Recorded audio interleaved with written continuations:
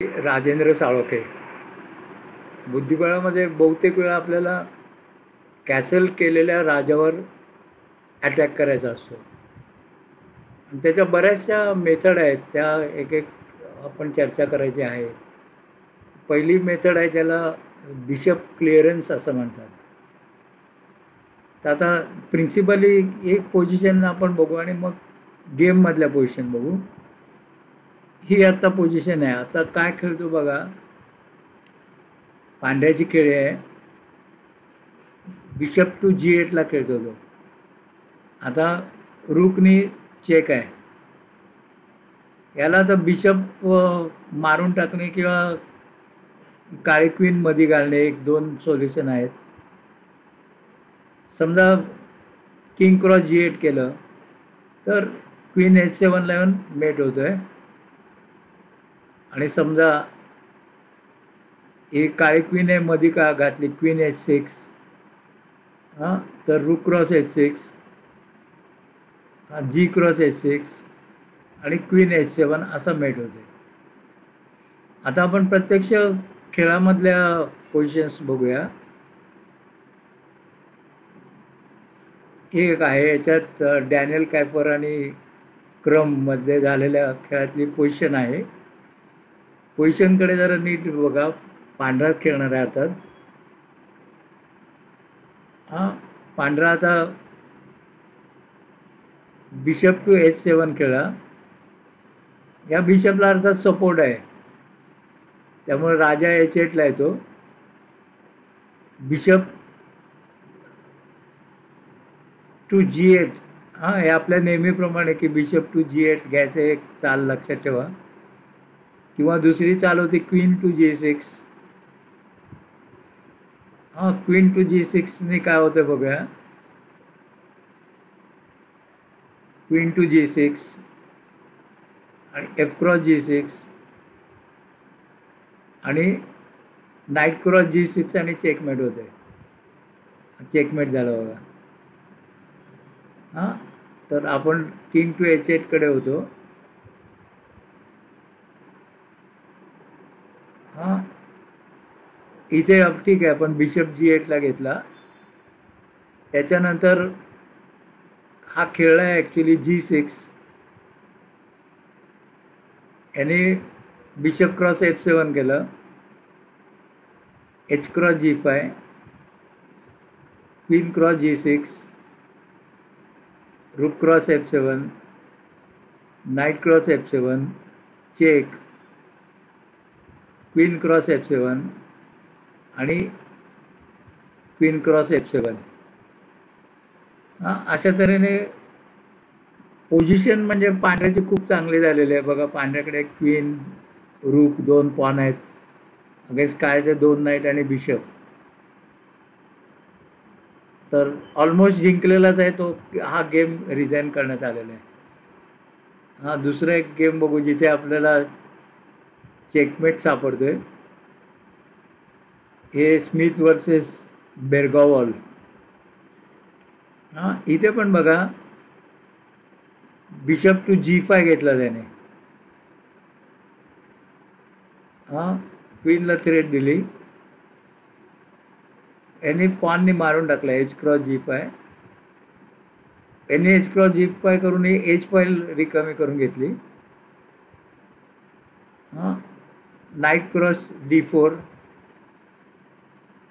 Knight cross D4 याने का केला की त्याच्या क्वीनला थ्रेट दिली, म्हणजे ह्या क्वीनला पॉनची थ्रेट आहे म्हणून इकडे दिली. हां, क्वीन E6 जर घेतली असती तर काय झालं असतं. क्वीन समजा E6 घेतली तर हा D5 खेळतो आणि हा नाईट जातोय इथे. आता हां, नाईट जातोय. ह्या पॉनचा फोर्क झाला क्वीनला आणि नाईटला.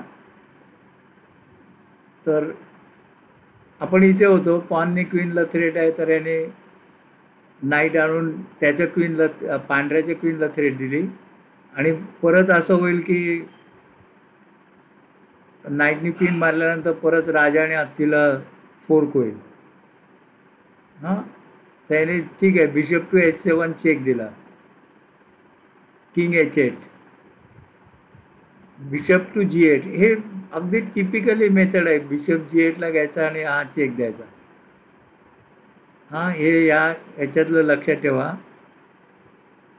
क्वीन टू H6, रूक cross H6, G cross H6 आणि क्वीन टू H7 आणि चेकमेट. अशा पद्धतीने हा चेकमेट दिलेला आहे.